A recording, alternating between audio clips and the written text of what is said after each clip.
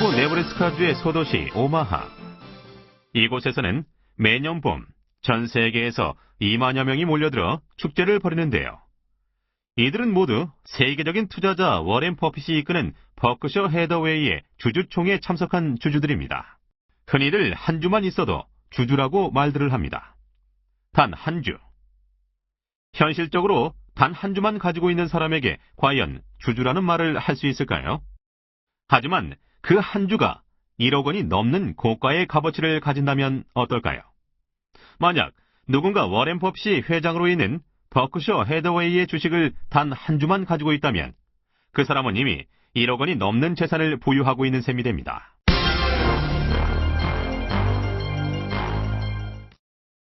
우와, 이것 좀 봐. 워렌 버핏이 포스코 지분 4%를 보유하고 있었다는데? 정말? 그래. 주가가 15만 원대인 2002년부터 이미 사들였었대. 이번 2007년 연례투자 보고서 발표 시점의 주가는 36만 원대이고. 그럼 얼마나 수익을 올린 거야? 단순 계산해도 100%가 넘잖아. 이 사람아, 100%가 뭐야? 배당금을 제외한 시세 차익만으로도 이미 135% 정도의 투자 수익을 올린 셈이지. 대단해. 역시 워렌 버핏이야. 근데 버핏이 투자할 만한 종목이면 우리도 좀 사놔야 하는 거 아닌가?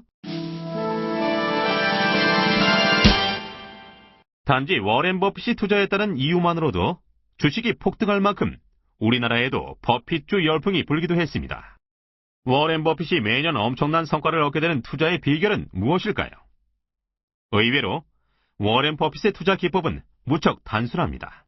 많은 분들이 저에게 투자 비결을 물어보시는데 제 투자 비결은 간단합니다. 기업 내용이 훌륭한 주가 종목을 주가가 쌀 때 매수해 장기간 보유하는 것이지요.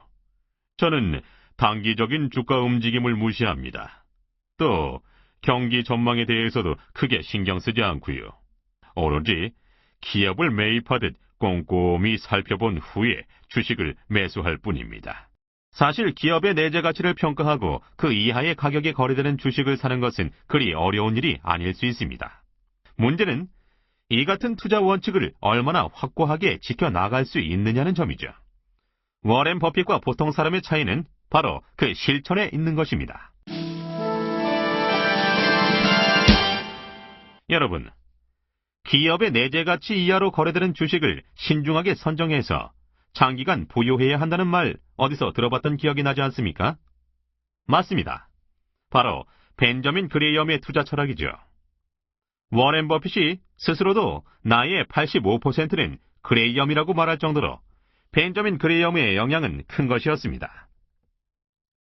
처음 주식 투자의 세계에 발을 들여놓았을 무렵 워렌 버핏은 자신의 스승인 벤저민 그레이엄의 투자 이론을 그대로 따르고자 했으니까요. 그래서 철도회사, 섬유회사, 자원회사 등의 주식을 매수했지만 예상과 달리 투자 수익률은 형편없었다고 합니다. 결국 제조사를 통해 워렌 버핏은 해당 기업의 사업 자체가 이미 내리막길로 접어들어서 시장에서 외면받고 있다는 점을 알게 되었습니다. 1960년대 들어 워렌 버핏은 또 한 명의 스승인 필립 피셔의 투자 이론을 열심히 공부하기 시작했는데요. 필립 피셔를 만나고서야 저는 질적으로 우수한 위대한 기업이라면 주가가 비싸더라도 매수해야 한다는 것을 알게 됐습니다. 또한 기업에 투자할 때는 최고 경영진의 능력이 무엇보다 중요하며 해당 기업을 정확히 파악하려면 그 회사뿐만 아니라 경쟁 업체들도 모두 조사해야 한다는 점을 배웠고요. 이렇게 해서 나의 15%를 만난 것입니다. 유형의 자산 가치에 중점을 둬야 위험이 적다고 주장한 그레이엄과 달리 기업의 내재 가치를 판단하는 데는 무형의 자산이 중요하고 이를 제대로 파악하여 소수의 회사에 투자해야 한다는 피셔의 가르침이 이때부터 워렌 버핏 투자 철학의 핵심으로 자리 잡게 된 것입니다. 워렌 버핏은 벤저민 그레이엄과 필립 피셔 두 스승의 방법론을 결합해 내재 가치 이하로 거래되는 주식을 매수하되 무조건 저가의 주식보다는 해당 업종에서 평판이 좋은 소수의 기업에 투자를 집중했습니다.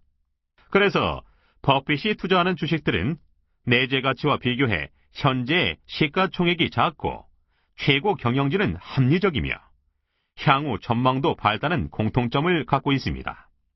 또 이들 회사의 주된 영업 활동이 쉽게 이해할 수 있을 정도로 단순해야 한다는 점도 버핏의 투자 조건 중 하나입니다. 워런 버핏이 1962년부터 투자하기 시작한 버크셔 해더웨이는 뉴 잉글랜드 지역 최대의 면직물 회사였습니다. 하지만 1965년 워렌 버핏이 인수할 당시 이 회사의 영업 손실은 $10,000,000에 달할 정도였다고 합니다.